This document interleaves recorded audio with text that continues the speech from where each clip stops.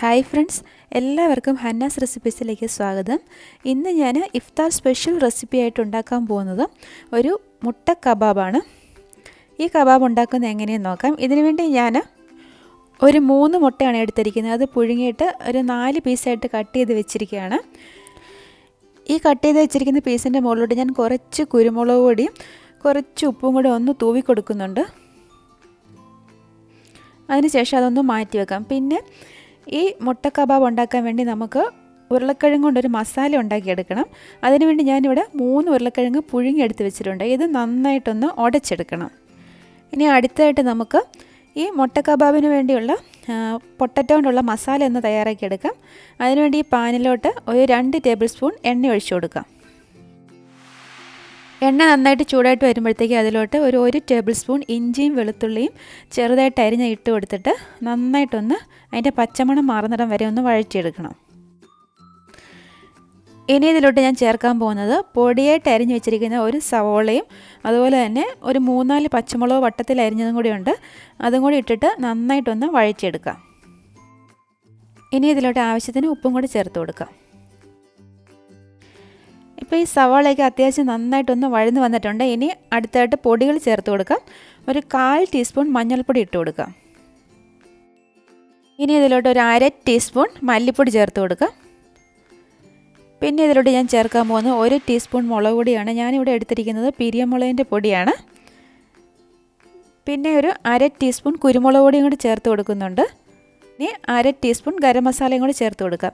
ഞാനിത് അല്പം എരിവ് ഉള്ള ഒരു മസാലയായിട്ടാണ് ഇത് ഉണ്ടാക്കിയെടുക്കുന്നത്. നമ്മൾ ഈ കബാബ് ഉണ്ടാക്കുമ്പോൾ അല്പം എരിവുള്ളതായിരിക്കും നല്ലത്. തീ കുറച്ച് വെച്ചിട്ട് ആ മസാലയൊക്കെ നന്നായിട്ടൊന്ന് മൂപ്പിച്ചെടുക്കണം. ഇനി അതിലോട്ട് കുറച്ച് മല്ലിയില ചേർത്ത് കൊടുക്കാം. പിന്നെ ഇതിലോട്ട് ഞാൻ ഒരല്പം പുളിക്ക് വേണ്ടി ഒരല്പം നാരങ്ങാനീരും കൂടെ ഒഴിച്ചു കൊടുക്കുന്നുണ്ട്. ഇനി ഇതിലോട്ട് ആ വേവിച്ച് നന്നായിട്ട് ഉടച്ച് വെച്ചിരിക്കുന്ന ഉരുളക്കിഴങ്ങ് ചേർത്ത് കൊടുക്കാം. എന്നിട്ട് ഈ മസാലയായിട്ട് ചേർത്ത് നന്നായിട്ടത് മിക്സ് ചെയ്തെടുക്കണം. എന്നാലുള്ള ഉരുളക്കിഴങ്ങിൻ്റെ എല്ലാ ഭാഗത്തും മസാല നന്നായിട്ട് പിടിക്കത്തുള്ളൂ.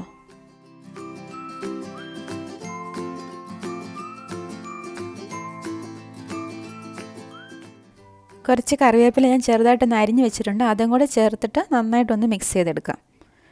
ഇനി ഞാൻ ഗ്യാസ് ഓഫ് ആക്കാൻ പോവാണ്. അത് കഴിഞ്ഞ് ഇത് നന്നായിട്ടൊന്ന് തണുത്തതിന് ശേഷം ഇത് നമുക്ക് ഒന്ന് ബോളുകളായിട്ട് ഉരുട്ടിയെടുക്കണം.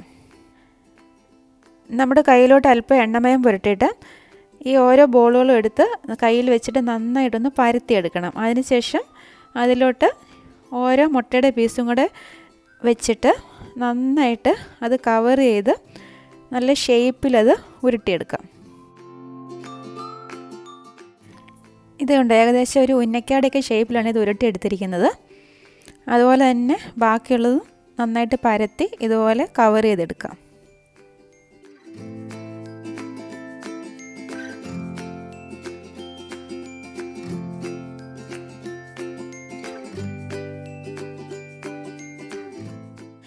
ഈ മുട്ട കൊണ്ടുള്ള കബാബെല്ലാം ഞാനിവിടെ ഉരുട്ടിയെടുത്ത് വെച്ചിട്ടുണ്ട്. ഇനി അടുത്തായിട്ട് ഇത് നന്നായി ബീറ്റ് ചെയ്ത ഒരു മുട്ടയിൽ ഒന്ന് ഡിപ്പ് ചെയ്തിട്ട് അതിന് ശേഷം നമുക്കിത് ബ്രെഡ് ക്രംസിലൊന്ന് കവർ ചെയ്തെടുക്കണം. അതിനുവേണ്ടി ഞാനിവിടെ ഒരു മുട്ട എടുത്തിട്ടുണ്ട്. അതിലോട്ട് ഒരല്പം പാലും കൂടെ ഒഴിച്ചു കൊടുക്കാം. എന്നിട്ട് അത് നന്നായിട്ടൊന്ന് ബീറ്റ് ചെയ്തെടുക്കാം.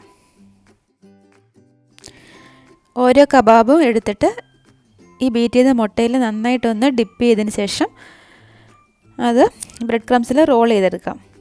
ഇത് എടുക്കുമ്പോൾ സൂക്ഷിച്ച് വേണം, അത് പൊടിഞ്ഞു പോകാതിരിക്കാൻ നോക്കണം. സൂക്ഷിച്ചെടുത്തില്ലെങ്കിൽ ഉരുളക്കിഴങ്ങൊക്കെ ഇങ്ങനെ അടർന്നു പോകാൻ ചാൻസ് ഉണ്ട്. ഇതുപോലെ തന്നെ ബാക്കിയുള്ളതും ഇതുപോലെ മുട്ടയിൽ മുക്കിയിട്ട് ബ്രെഡ് ക്രംസിൽ കവർ ചെയ്തെടുക്കാം. ഈ മുട്ട കബാബൊക്കെ ഒന്നിനി ഫ്രൈ ചെയ്തെടുക്കണം. അതിനുവേണ്ടി ഞാനിവിടെ എണ്ണ ചൂടാകാൻ വെച്ചിട്ടുണ്ട്. എണ്ണ നന്നായിട്ട് ചൂടായതിന് ശേഷം മാത്രമേ ഉള്ളൂ ഇത് ഇട്ട് ഫ്രൈ ചെയ്യാവുള്ളൂ.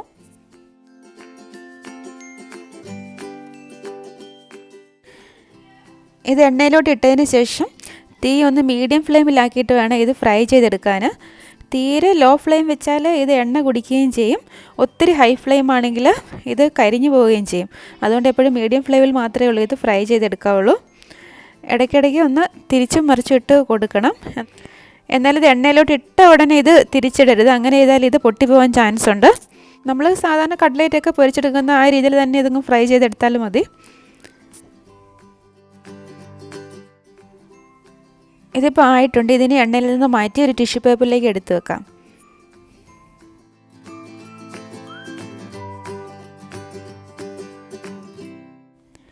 ബാക്കിയുള്ളത് ഇതുപോലെ തന്നെ ഫ്രൈ ചെയ്തെടുക്കാം. ഇത് എണ്ണയിലോട്ട് ഇടുമ്പോൾ ഒന്ന് സൂക്ഷിച്ച് വേണം ഇടാൻ. പതുക്കെ ഉള്ളൂ എണ്ണയിലോട്ട് ഇട്ട് കൊടുക്കാവുള്ളൂ. ഇഫ്താർ സമയത്തൊക്കെ ഉണ്ടാക്കാൻ പറ്റിയ നല്ലൊരു സ്നാക്കാണിത്. മുട്ടയൊക്കെ എല്ലാവരുടെയും വീട്ടിലും ഉള്ളതാണല്ലോ. അതുപോലെ തന്നെ പൊട്ടറ്റോ ആണെങ്കിലും നമ്മുടെ വീടുകളിലൊക്കെ എപ്പോഴും ഉള്ള സാധനം തന്നെയാണ്.